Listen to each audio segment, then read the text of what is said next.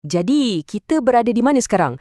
Kalau tak ada satu pun model yang betul-betul sempurna, apa sebenarnya yang kita belajar daripada semua ni?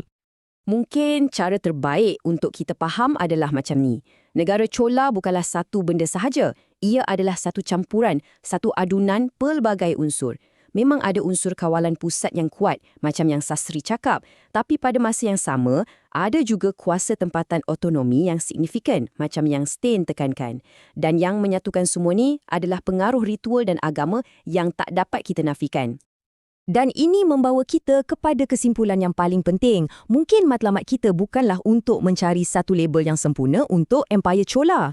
Nilai sebenar terletak pada perdebatan itu sendiri. Setiap teori, walaupun tak sempurna, ia memaksa kita untuk melihat bukti dengan cara yang baru. Dan ia mendorong kita ke arah satu gambaran yang lebih kaya dan lebih kompleks. Sejarah bukanlah satu set fakta yang statik. Ia adalah satu perbualan yang berterusan.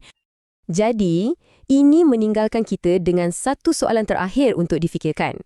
Kalau sebuah empayar yang begitu hebat dan didokumentasikan dengan baik, macam Chola pun sukar untuk kita jelaskan dengan satu model mudah, apa maknanya untuk pemahaman kita tentang empayar-empayar lain dalam sejarah? Mungkin ini satu peringatan bahawa masa lalu itu sentiasa lebih kompleks, lebih menarik dan lebih misteri daripada apa yang kita sangkakan.